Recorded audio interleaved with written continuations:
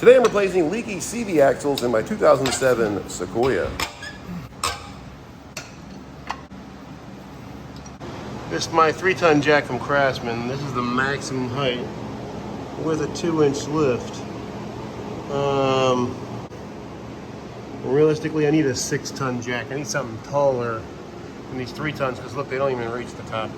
So you need some center blocks with a 6-ton jack so you can make a lift the truck. So I'm making do today, but I'd recommend investing because obviously you plan to keep this truck for a while, which these trucks do last a while. You're gonna need it. With the tire off, first thing we're gonna do is remove this center cap. You can use I guess a punch or a sharp screwdriver. I'm just using a wood chisel. I got an old set of wood chisels. No big deal. Just gonna put it right in this spot right in here. Tap it with a 3-pound dead weight hammer, and we're gonna take it off.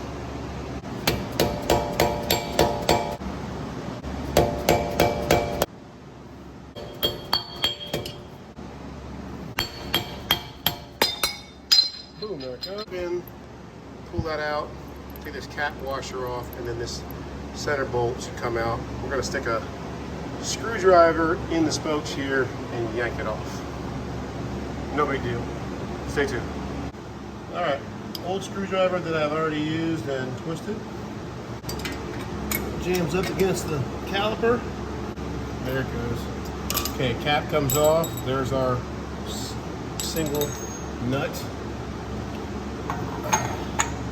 35mm socket. We're gonna lefty loosey. Woo! And there she goes, just like that. All right, there she goes. That's all. 17mm, 4 of these on each side of the lower controller. I'm gonna pop those off.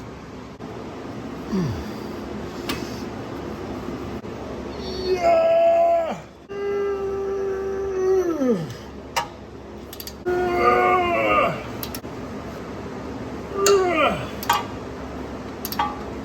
I might have put some Loctite on there, I don't know. All right, so the bottom 4 bolts are off. We're gonna pull this out from the axle and set it to the side. There's some videos you can loosen the top nut of the spindle, the upper control arm. I don't think it's necessary. Take off all these wires and hoses, and you're not moving this around much. I don't see any tension on any of these wires.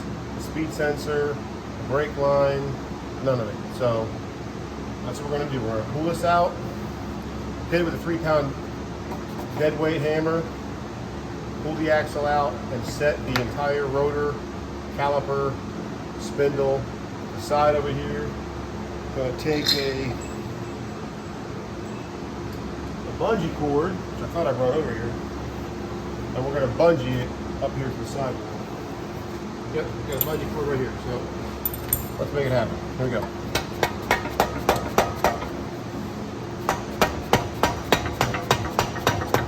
Go, loose, pull this up and out of the way, pull the axle out from behind, swing this over to the right, sway bar link, yeah, just to get it up out of my way. It's not, nothing's flexed, nothing's twisted, all the lines are good. Nothing's bent, everything's in good shape. So here we have our axle. Now we got to pry that thing out and pull it out and swap it with the new one. All right, so here's our new axle in the box. Make sure you have your end cap, turn it upside down, and turn it around so I can beat it if I need to. Make sure this little fastener clamp, whatever's on the end. But this is the Trakmotiv extended travel. Some guys like it. OEM is pretty good, obviously, but when you have a lift, this is a better way to go. Unless you rebuild your OEM with bigger boots, which I plan on doing. Sometimes soon, pick the old ones and rebuild them. So these are the extended travel boots. So let's see how they fit. As you can see, the axles have been shedding some grease right here at the seam. We're going to stick a pry bar right in between the transfer case and the CV and try to pop it out. The other one was very difficult. I had to beat it out. Hopefully this one pops, I hope, without too much effort. So you don't want constant pressure, you want like a jerky pressure. There you go, that's it. See how easy that came out? The other one didn't come out that easy. There it goes. There goes the oil everywhere. Let's catch it. Now the faster you go with this, the less oil you will lose, they say. But we're going to top it off anyways. Here comes the axle. This little ring, all it does is protect the axle seal.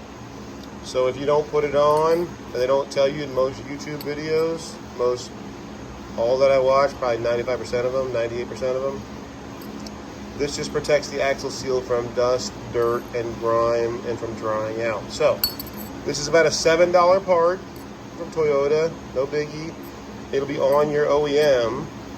However, to avoid bending it, prying it, you could just buy it for $7.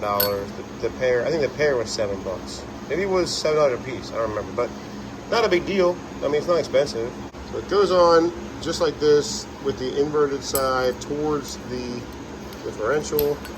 It doesn't go flush. I don't bang it. I tried to bang it. I started bending it. It doesn't want to go in there flush, but once you get it inside, it'll seat and seal. Make sure you put this seal on. Very important, everybody. Okay, very important. Let's do it. There's our hole. Get these splines, line them up in there. You would usually bang the end of it with a hammer to push it in there, but since it's got this spring to it involved, you kind of just bounce it in there.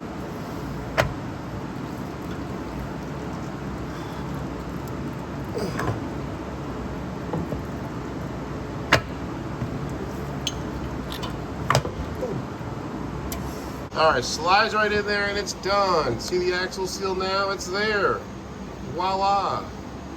Don't forget the axle seal. Don't be an idiot like me. Don't spend an extra 3 hours when your kids go to bed at 11 p.m. putting an axle seal in. So there you go. Okay, everybody? Cool beans. So I put a little grease on the splines here just for, I don't know, the hell of it. Take this end cap off. We're not going to use the nut that comes with these extended travel. I'm going to use the factory ones.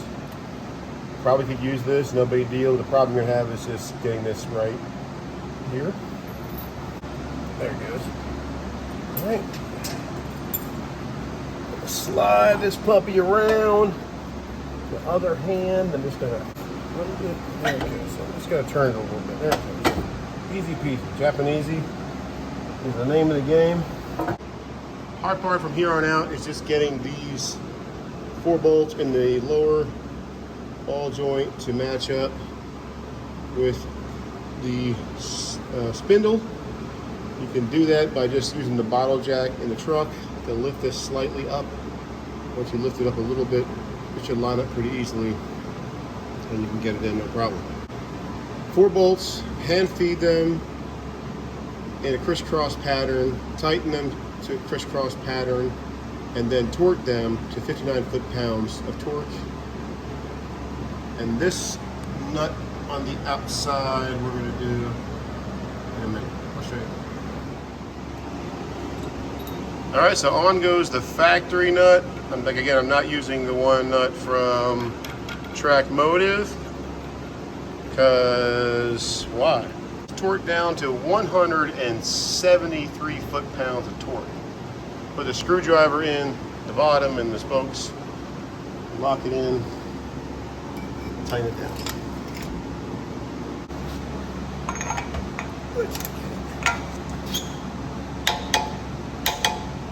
There it goes. Easy peasy, Japanesey. Whoop. There we go, cotter pins through. Just bend, not both sides, dang it. One side straight. Bend one side over. You could bend both, but why bother? My dead hammer. Bang that down. Screwdriver out. That is now officially toast, but hey, sorry, Cobalt. And then our cap got a little damage. You can bend these back with a pair of channel locks. This is like some kind of sick joke. Why would this thing go back in here?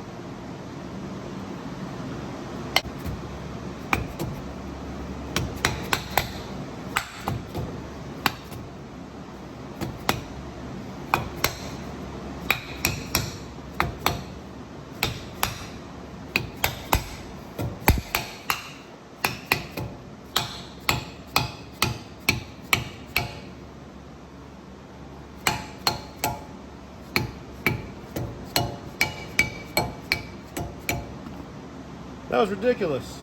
That's it. Put the wheel on, torque it down to 83 foot-pounds, and you are done. Thanks for watching.